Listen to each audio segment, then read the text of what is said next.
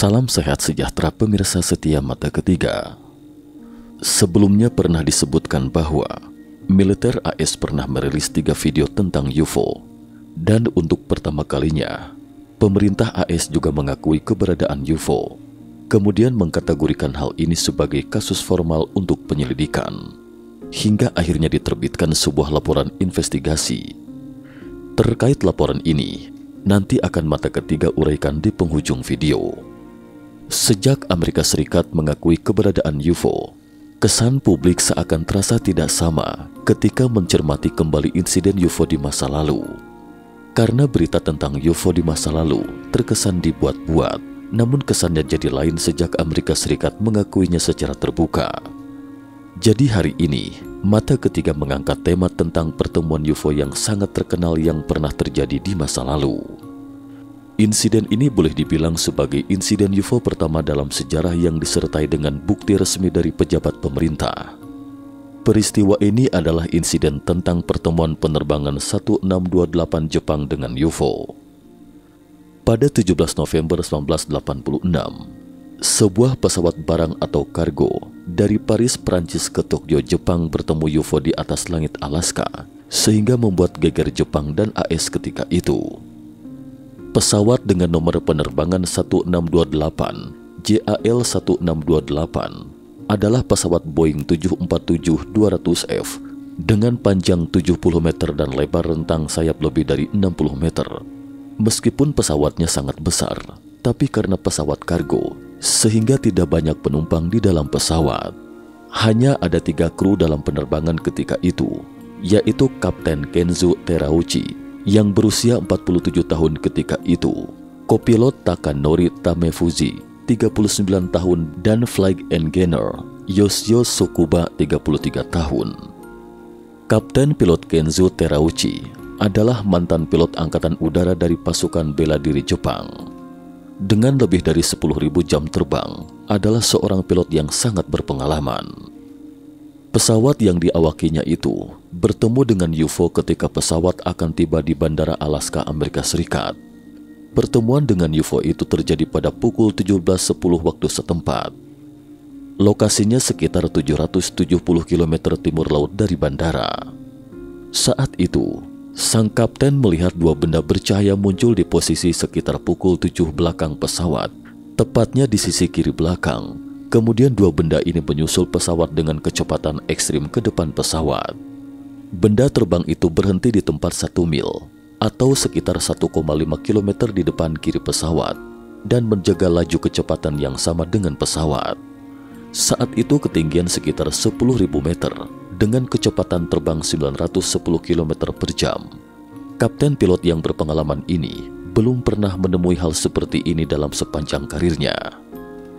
Selain Kapten pilot Kenzo Terauchi, pilot lainnya sedikit banyak juga pernah mengalami hal yang sama.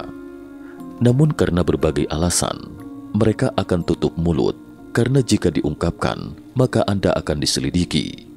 Begitu juga dengan 2 anggota kru lainnya, juga melihat benda itu di kokpit. Ketiga orang ini menatap 2 objek asing tersebut selama beberapa menit, tapi tidak tahu objek apa itu sebenarnya. Kapten pilot segera menghubungi pusat kendali di darat sekitar jam 5.18. Kapten pilot melaporkan ke petugas kendali lalu lintas udara di Alaska. Saya adalah pilot dari Japan Airlines penerbangan 1628. Ada 2 objek terbang asing muncul di depan kami. Ingin memastikan apakah ada pesawat lain di sekitar kami. Awalnya pusat kendali area udara Alaska mengatakan tidak ada pesawat apapun, karena radar tidak menunjukkan ada pesawat lain di sekitar area pesawat mereka, dan seharusnya tidak ada pesawat apapun di sekitar Anda saat ini. Tetapi tak lama kemudian, pusat kendali menghubungi kapten dan meralat pernyataannya barusan. Kami memang melihat sebuah objek pada posisi pukul 6 di belakang pesawat Anda, bukan di sekitar Anda. Jaraknya sekitar 5 mil dari pesawat Anda, dan beberapa di antaranya di jarak sekitar 8 km jauhnya terus mengikuti Anda, kata petugas di pusat kendali lalu lintas udara Alaska. Tapi kapten tidak melihat 2 objek di belakangnya. Dia hanya melihat 2 objek terbang dari belakang melesat ke depan pesawat dan dalam kondisi statik di udara. Kedua objek ini sebenarnya adalah 4 benda bercahaya dalam satu kelompok. Kemudian kelompok ini terus bergerak secara tidak teratur, tetapi jaraknya selalu sekitar 1 mil. Kemudian kapten melaporkan ke pusat kendali udara Alaska bahwa dia melihat 2 benda terbang dengan mata telanjang. Kedua benda terbang ini memancarkan cahaya terang putih keemasan yang menyilaukan mata. Mereka selalu bergerak di depan kami dengan kecepatan tinggi dan menjaga jarak sekitar 1 mil dari pesawat saya. Karena pusat kendali udara di darat tidak dapat memastikan objek itu sebenarnya, kemudian mereka segera menghubungi Angkatan Udara untuk mengkonfirmasi apakah ada pesawat militer di sekitar, dan pihak Angkatan Udara AS mengatakan bahwa tidak ada pesawat atau misi apapun di area sekitar. Namun Angkatan Udara AS juga melihat objek ini di radar, tapi militer AS melihat objek itu di belakang, bukan di depan. Menurut militer AS, objek itu tampak sangat jelas di radar militer. Itu adalah objek nyata, bukan kondisi cuaca yang tidak diketahui. Karena radar di pusat kendali udara tidak dapat mengkonfirmasi objek tersebut, kapten terus menggambarkan bahwa benda itu sangat besar, kurang lebih seukuran pesawat mereka dalam komunikasinya dengan pusat kendali di darat ketika itu. Disebut 4 objek bercahaya karena bentuknya persegi. Bagian di kedua sisinya bersinar, sementara bagian tengahnya hitam dan tidak terlihat, seperti 2 tanda kesetaraan vertikal yang terbang di sana. Ketika kapten terus berkomunikasi dengan pusat kendali udara di darat, dia melihat kedua objek itu perlahan-lahan mendekati pesawat mereka dan semakin dekat hingga hanya berjarak 150 meter. Pada saat itulah para kru di pesawat dapat melihat dengan jelas kedua objek itu memancarkan cahaya di kedua sisinya dan banyak lubang kecil di titik yang bercahaya. Lubang-lubang kecil ini berputar ke arah luar, seperti 2 roda yang terus berputar. Selain itu, lubang-lubang yang terus berputar itu juga memancarkan cahaya, sementara bagian tengahnya tampak gelap, tidak tampak sesuatu apapun. Cahaya yang dipancarkan oleh kedua objek ini sangat terang, hingga menerangi seisi kokpit pesawat. Selain itu, mereka juga merasakan gelombang panas, seperti 2 lampu sorot besar yang menerangi kokpit mereka. Yang paling dikhawatirkan kapten pilot paling ketika itu adalah objek itu bertabrakan dengan pesawatnya. Kondisi ini berlangsung selama sekitar beberapa menit, kemudian kedua objek itu tiba-tiba lenyap. Menurut penuturan kapten pilot, kedua objek bukan lenyap, tetapi tiba-tiba berhenti sejenak lalu melesat pergi. Setelah 2 objek itu pergi, ruang kokpit kembali dalam kondisi gelap. Kondisi seperti itu berlangsung sekitar 12 menit dari sejak kemunculan kedua objek tersebut hingga lenyapnya mereka. Tapi itu belum berakhir. 5 menit kemudian, 2 objek bercahaya biru kembali muncul dalam kegelapan di depan mata mereka. Kedua objek itu tidak tampak seperti sepasang objek barusan, tapi 2 benda bercahaya biru lainnya. Selain itu, cahaya yang dipancarkan juga tidak menyilaukan mata, sebaliknya justru sangat lembut. Perbedaan lainnya adalah kedua benda bercahaya tadi itu terus bergerak, sementara benda bercahaya biru kali ini secara relatif tidak bergerak. Cahaya biru ini juga sangat besar, sebesar pesawat terbang. Tak lama kemudian kedua benda bercahaya biru itu mulai mendekati pesawat mereka. Dan kali ini para kru pesawat benar-benar dibuat panik seiring semakin mendekatnya kedua cahaya biru itu. Karena mereka melihat kedua benda bercahaya biru itu sebenarnya adalah 2 ujung dari sesuatu yang sangat besar. Benda itu terlihat seperti ini, sementara pesawat sang kapten sebesar ini, dan benda di tengah seperti piring terbang yang jauh lebih besar dari pesawat mendekati mereka. Setelah melihat situasi ini, kapten pilot pun segera melapor ke pusat kendali udara di darat, meminta untuk menghindar. Setelah mendengar seluruh laporan, petugas di pusat kendali udara segera menyarankan kapten pilot untuk mengambil tindakan menghindar. Kapten Kenju Terauchi segera mengendalikan pesawat untuk berbelok tajam ke kanan, karena objek itu berada di sebelah kirinya. Tapi tak disangka, objek itu mengikutinya. Sebenarnya selama proses itu, petugas di pusat kendali udara di darat telah mengadakan kontak dengan militer dari AUAS, karena pihak penerbangan sipil menilai hal itu sudah bukan lagi kewenangannya. Angkatan Udara juga mengkonfirmasi, memang ada objek besar yang sangat dekat dengan jarak pesawat mereka. Sementara itu, sinyal radar menunjukkan bahwa benda terbang besar itu mengikuti penerbangan 1628 selama 14 menit, lalu tiba-tiba lenyap dalam sekejap dari radar. Jarak pesawat dari bandara ketika itu sekitar 270 km saat benda itu lenyap dari pantauan radar militer. Setelah itu, pesawat mendarat dengan mulus di Bandara Alaska. Ketiga awak pesawat itu juga dibawa pergi oleh pihak AS untuk penyelidikan. Pada saat itu, petugas dari Pusat Kendali Udara menuturkan, ketiga awak pesawat tampak sangat tegang saat turun dari pesawat. Setelah integrasi terpisah, UFO yang digambarkan oleh ketiga kru itu sama persis. Kapten pilot juga menggambar apa yang mereka saksikan. Ini adalah gambar yang dibuat kapten saat itu. Dia mengatakan bahwa benda ini muncul di bagian kiri depan pesawatnya dengan dua tanda kesetaraan berdiri tegak, dan ketika semakin dekat, dia melihat lubang kecil di atasnya terus berputar ke arah luar, tidak berputar secara keseluruhan, tetapi kedua sisinya berputar ke arah luar. Seluruh proses dari awal kemunculan UFO hingga lenyap berlangsung sekitar 31 menit.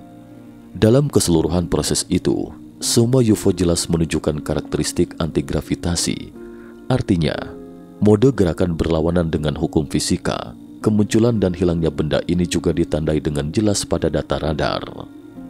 Meskipun dari radar tidak dapat memastikan objek apa itu sebenarnya, tetapi titik waktu kemunculannya pada dasarnya sama dengan yang digambarkan oleh kapten pilot. Lagi pula deteksi radar UFO ini bukan hanya terdeteksi oleh satu radar. Saat itu, banyak radar kendali udara di darat juga mendeteksi keberadaan objek itu pada saat bersamaan. Arti objek misterius itu memang benar-benar ada. Data radar ini merupakan data UFO pertama yang ditangkap oleh pesawat sipil dalam sejarah. Di masa lalu, puing-puing dari insiden Roswell dan sejenisnya disita oleh militer setelah datang ke lokasi, sedangkan sisanya adalah legenda. Ini adalah insiden UFO pertama yang terdeteksi oleh penerbangan sipil di radar. Data radar dan kesaksian kapten pilot kemudian dikirim ke Washington keesokan paginya. Awak GAL, Japan Airlines juga sudah kembali ke Jepang dan peristiwa itu pun seketika diketahui oleh kuli tinta atau reporter. Ketika media mulai melaporkan insiden tersebut, pejabat AS pun keluar membantahnya dengan mengatakan bahwa data yang ditampilkan oleh radar itu keliru. Tetapi awak media justru balik bertanya, jika memang terjadi kesalahan pada radar, lalu apa yang dilihat kru pesawat? Tanya reporter. Namun pemerintah AS dia membisu, tidak menanggapinya. Belakangan direktur sebuah majalah penerbangan berlatar belakang pemerintah menulis sebuah artikel mengatakan bahwa menurut analisis mereka, apa yang dilihat kru Jepang di pesawat pada waktu itu mungkin planet Mars atau Jupiter. Artinya mereka keliru melihat sesuatu. Terkait pandangan ini, Kapten pilot Kenzo Terauchi dan dua kru pesawat lainnya tidak membantah dan menolak semua wawancara media. Sejak itu, peristiwa itu pun lenyap di media. Pada awalnya, media Jepang melaporkan insiden itu secara luas dan mewawancarai kapten pilot. Tetapi kapten menolak semua wawancara. Ketika pihak AS mengatakan tidak ada peristiwa seperti itu, pihak Jepang pun tidak lagi menerbitkan laporannya. Namun insiden ini kembali menyedot perhatian masyarakat pada tahun 2001. Pada 9 Mei 2001, sebanyak 30 mantan pejabat senior AS, personel militer dan personel terkait NASA menghadiri seminar. Seminar ini sebenarnya adalah konferensi yang disebut Disclosure Statement. Pengungkapan pernyataan ini adalah program khusus untuk mengungkap alien yang disembunyikan pemerintah AS. Pada seminar ini, John Callahan, mantan Kepala Federal Aviation Administration AS, Kepala Divisi Kecelakaan dan Investigasi FAA, mengatakan bahwa pemerintah AS menutupi fakta insiden pertemuan UFO oleh Japan Airlines penerbangan 1628 pada tahun 1986. Sebenarnya, kesaksian kapten dan data radar yang dikirim ke Washington ketika itu diterima oleh John Callahan sendiri. Kemudian dia mengatakan bahwa ada 9 agen dari Gedung Putih, dan dari 9 agen ini, ada 3 penasehat ilmiah mendiang Presiden Ronald Reagan, 3 orang dari FBI, 3 orang dari CIA dan John Callahan sendiri. Total 10 orang ini mengadakan pertemuan rahasia di ruang konferensi FAA. Pada pertemuan ini, John mempresentasikan kesaksian kapten pilot dan menjelaskan data radar kepada 9 orang lainnya. Dan terakhir, John mengatakan pandangannya bahwa sebagai seorang profesional penerbangan, menurutnya itu adalah sesuatu yang lebih canggih daripada teknologi manusia bumi. Setelah mendengar penjelasannya, ke-9 orang itu pun segera pergi. Sebelum pergi, agen CIA mengambil semua bukti dan berpesan kepadanya bahwa kita tidak pernah datang hari ini dan tidak pernah mengadakan pertemuan ini. Apa yang dibicarakan para anggota hari ini juga tidak boleh diungkapkan untuk mencegah kepanikan. Beberapa hari kemudian, John diberitahu bahwa Presiden telah menetapkan hal itu sebagai top secret. Namun sebelum pertemuan, John Callahan telah menyalin bukti ini. Dia menunjukkan data yang disalinnya itu pada rapat pengungkapan. Dan gambar yang dibuat Kapten Pilot Kenzo Terauchi itu juga merupakan salinannya. Karena John Callahan menunjukkan bukti ini, pertemuan UFO yang disembunyikan 15 tahun lalu itu kembali menarik perhatian media. Mengapa dia membuat salinannya pada waktu itu? Menurut John, dia merasa tidak pernah mendapatkan bukti langsung tentang UFO yang sesungguhnya dari data penerbangan sipil ini dalam sepanjang karirnya. Dia merasa ini pasti informasi yang sangat berharga. Jadi sebelum menyerahkannya, sedikit banyak dia merasa bahwa pemerintah mungkin akan menyembunyikan peristiwa ini. Jadi dia membackup salinannya. Tentu saja, tak lama setelah insiden ini kembali menarik perhatian lagi. Media Jepang pun segera menghubungi JAL atau Japan Airlines, tetapi JAL mengatakan kepada media bahwa Kapten Pilot Kenzo Terauchi telah mengundurkan diri setelah insiden itu. Mereka juga tidak tahu kemana perginya sang Kapten Kenzo Terauchi. Sementara kru lainnya juga tidak dapat dihubungi. Tetapi sebelum media memblokir berita tersebut ketika itu, pihak Jepang menemukan rekaman pernyataan Kapten Kenzo Terauchi dalam sebuah wawancaranya dengan media ketika itu. Dalam rekaman ini, Kapten Pilot mengatakan bahwa ketika dia melihat benda itu dari pesawat, kesan pertama dia rasakan adalah bahwa benda itu bukan sesuatu yang ada di dunia manusia, dan itu bukan sesuatu yang berada di dimensi kita. Dan dalam rekaman tersebut, didapatkan informasi yang tidak diketahui orang lain, yaitu ketika benda terbang super raksasa kedua muncul, petugas di Pusat Kendali Udara Alaska pernah bertanya kepada kapten, apakah perlu meminta militer mengirim jet tempur untuk mengawalnya? Kapten Pilot Kenzo Terauchi ragu-ragu sejenak, lalu berkata tidak perlu. Penolakan sang Kapten Pilot sekilas tampak tidak masuk akal, tetapi setelah dianalisa, ternyata penolakannya ketika itu adalah manifestasi dari pertimbangan cerdasnya. Pertama, dia telah mengkonfirmasi keberadaan UFO tersebut dengan mata telanjangnya. Jika dikawal pesawat tempur, maka mungkin ada dua konsekuensinya, yaitu objek asing itu akan menyerang balik dan menghancurkan jet tempur serta pesawatnya sekaligus. Ini adalah akhir yang sangat buruk. Namun meskipun tidak menghabisi mereka, kapten juga akan merasa jika dia, kapten, terlihat oleh pilot jet tempur, dia pasti akan lenyap. Jadi tidak peduli apapun akibatnya, itu bukanlah akhir yang baik baginya. Jadi jawaban kapten lebih lanjut membuktikan bahwa dia melihat sesuatu yang mengerikan. Inilah sebabnya mengapa kebanyakan pilot enggan mengakui bahwa mereka pernah melihat UFO. Artinya, jika kasusnya ringan, Anda harus menulis berbagai laporan untuk penyelidikan lanjutan. Sebaliknya jika serius, Anda akan lenyap. Sebenarnya, Anda dapat mengetahui dari wawancaranya yang tampak sangat bersemangat ketika dia menceritakannya kepada media. Tetapi tiba-tiba media berhenti melaporkan, dan dia pun diam, tidak mengatakan apa-apa lagi. Hal ini pasti mendapatkan suatu tekanan. Namun nyatanya, sebulan setelah pertemuan dengan UFO ini, kembali terjadi sesuatu, yaitu pada 21 Desember 1986. Sebuah kapal survei dari Badan Perikanan Jepang menemukan UFO saat melakukan survei kelautan dan perikanan di Samudra Pasifik. Ini adalah kapal penelitian ilmiah yang sangat besar, dilengkapi dengan berbagai instrumen canggih, dan semua penumpang di dalamnya adalah ilmuwan, termasuk nahkoda juga seorang ilmuwan. Pada tanggal 21 Desember 1986, sekitar pukul 6 sore, radar di kapal mereka menunjukkan sebuah objek besar muncul di sekitar kapal. Dari radar, Objek ini berputar dengan kecepatan tinggi di sekitar kapal, bukan di dalam air tetapi di udara. Namun orang-orang di kapal tidak dapat melihat benda ini dengan mata telanjang atau teleskop, tetapi radar menunjukkan ada objek super besar yang berputar. Saat itu, kondisi cuaca cerah, tidak ada awan dan tidak ada hujan, dan dari petunjuk layar radar, diameter benda ini setidaknya 300 meter. Jadi secara logika seharusnya dapat dilihat dengan mata telanjang. Tapi kapten ini tampaknya lebih cerdas dari kapten pilot tadi. Reaksinya jauh lebih cepat. Untuk menghindari masalah, dia pura-pura tidak melihat sesuatu apapun. Objek itu muncul di radar selama 10 menit lalu tiba-tiba lenyap. Kemudian berdasarkan data radar, mereka menghitung seberapa cepat objek ini berputar di sekitar kapal, yaitu 5.000 km per jam. Jadi benda ini bukan terbang saat melihatnya di radar, tapi bergerak secara instan. 2 jam kemudian, atau pada jam 8.00 malam, objek itu muncul kembali dan mulai berputar-putar di sekitar kapal, tapi masih tidak terlihat, lalu lenyap lagi, dan 3 jam kemudian atau pada pukul 11.00 malam, objek itu muncul lagi, mendekati kapal dari belakang dengan kecepatan tinggi. Saat itu ada 3 orang yang bertugas di malam hari, dan mereka semua melihat objek itu di radar.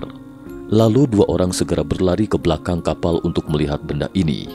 Saat itu, kecepatannya terlalu cepat, dan rasanya seperti akan segera menabrak kapal. Tepat ketika benda itu terlihat dari radar akan menabrak kapal, tiba-tiba lenyap dari radar.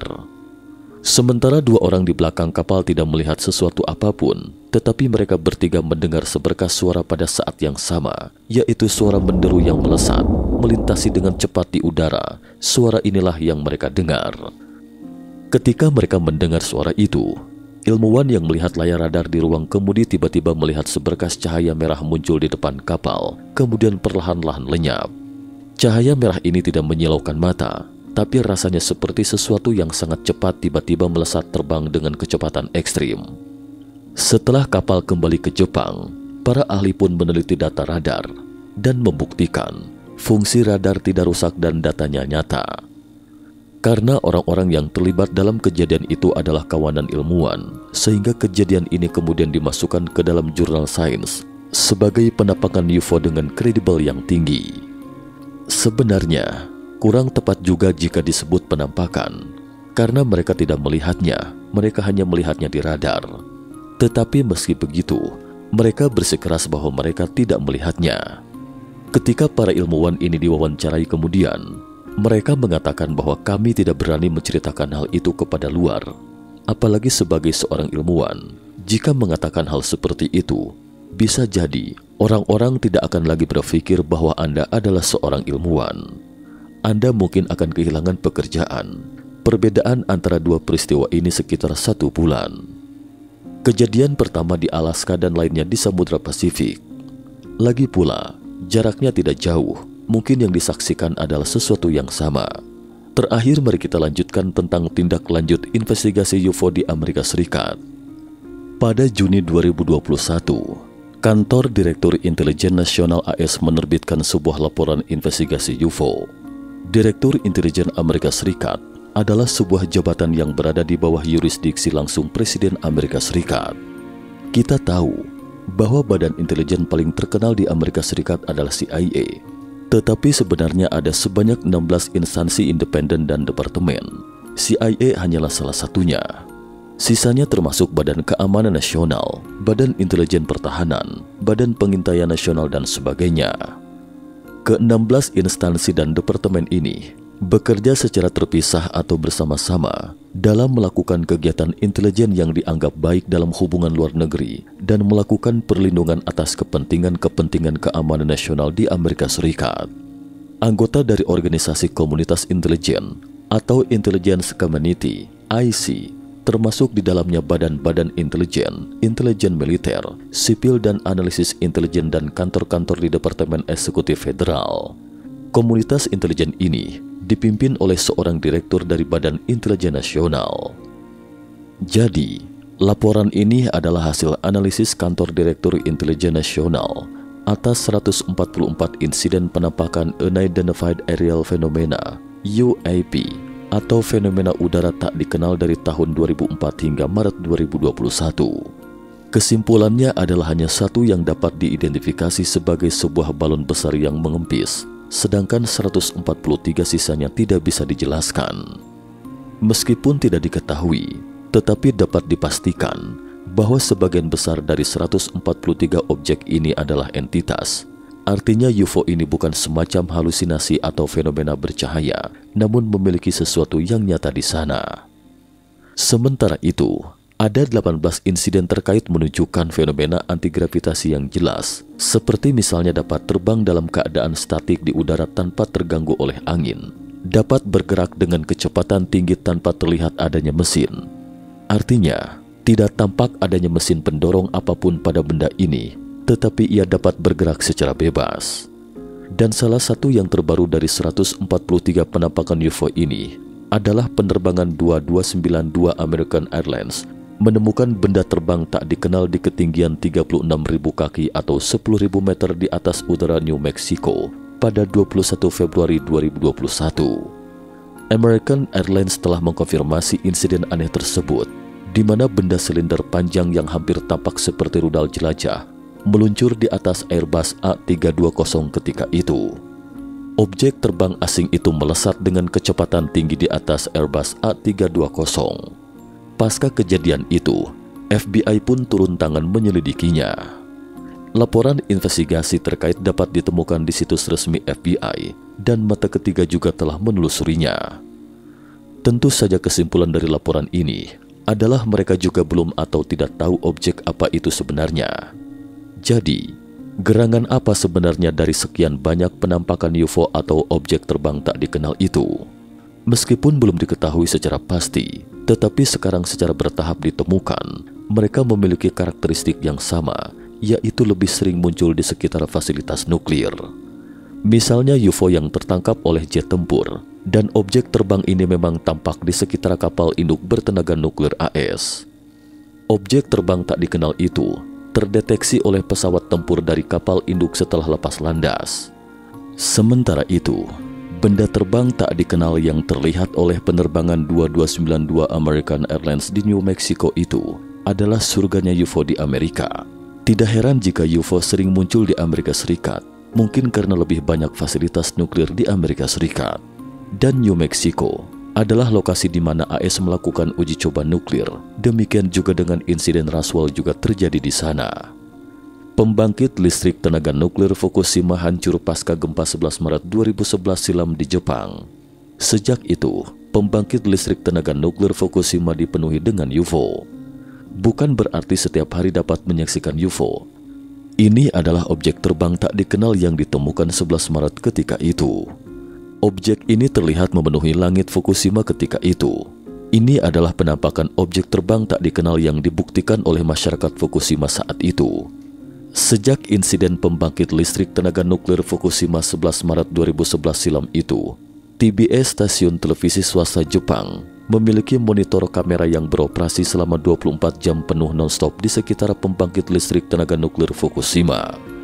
Namun tak disangka, justru terekam objek terbang tak dikenal ini. Para pejabat setempat juga telah mengkonfirmasi bahwa itu tidak ada hubungannya dengan pemerintah Jepang atau stasiun TV. Singkatnya, tidak diketahui benda apa itu sebenarnya. Penampakan objek terbang asing itu beberapa kali dilaporkan oleh media Jepang ketika itu. Selain itu juga ada penampakan objek terbang lainnya yang terekam oleh TBS, yaitu objek terbang asing di atas langit Miyagi ketika terjadi gempa berkekuatan 6 magnitudo di prefektur Miyagi, Jepang. Objek ini sangat besar dan mungkin sesuatu yang berada di bawah objek itu bukan piringan, tetapi objek di atas yang memancarkan sinar ke bawah, lalu memantulkan cahaya dari permukaan laut, membentuk bagian seperti piringan di bawahnya. Atau dengan kata lain, itu adalah refleksi dari laut. Sekarang videonya di YouTube sudah banyak yang dihapus. Sebelumnya ada kamera TBS di sana. Seingat di mata ketiga, pada dasarnya setiap bulan 1 atau 2 hari bisa melihat penampakan objek terbang asing itu. Kadang muncul di siang hari, atau terkadang di malam hari di sekitar pembangkit listrik tenaga nuklir Fukushima. Bagi teman-teman yang tertarik bisa menelusurinya di internet. Sebenarnya, Saya pribadi belum pernah melihat UFO, tetapi mungkin juga bukan UFO. Objek itu berhenti di sana pada pukul 12.00 tengah malam, kemudian lenyap seketika. Jadi singkatnya, kesimpulan dari laporan AS adalah bahwa meskipun kita tidak tahu benda apa itu, tetapi bisa dipastikan ada sesuatu. Sesuatu yang tidak kita ketahui terbang di bumi atau di atas langit Amerika Serikat. Namun banyak yang mencemooh ketika Amerika Serikat secara tiba-tiba mengakui keberadaan UFO. Tetapi terlepas apapun tujuan Amerika Serikat, atau barangkali dari penyelidikan insiden itu, membangun sesuatu momentum seolah ingin mengekspos keberadaan alien. Terkait ini, pejabat AS menanggapinya secara positif. Artinya, dalam laporan ini, secara langsung menyatakan bahwa alasan pemerintah AS secara resmi menyelidiki insiden UFO bukan karena mereka peduli apakah ada alien atau tidak. Yang paling mereka khawatirkan adalah apakah objek itu merupakan pesawat mata-mata atau senjata dari negara lain. Karena menurut mereka, jika itu benar-benar alien, penyelidikan kita juga tidak berguna, dan kalaupun alien ingin menghancurkan kita, kita juga bukan lawannya. Jadi apa yang ingin diungkapkan laporan investigasi AS itu adalah bahwa ancaman sebenarnya terhadap keamanan nasional Amerika Serikat itu bukan alien, tetapi penduduk bumi. Bagaimana menurut teman-teman? Cukup sekian dulu topik kita hari ini. Jika suka dengan video mata ketiga, jangan lupa like, subscribe, dan share. Terima kasih atas perhatiannya, dan sampai jumpa di episode berikutnya.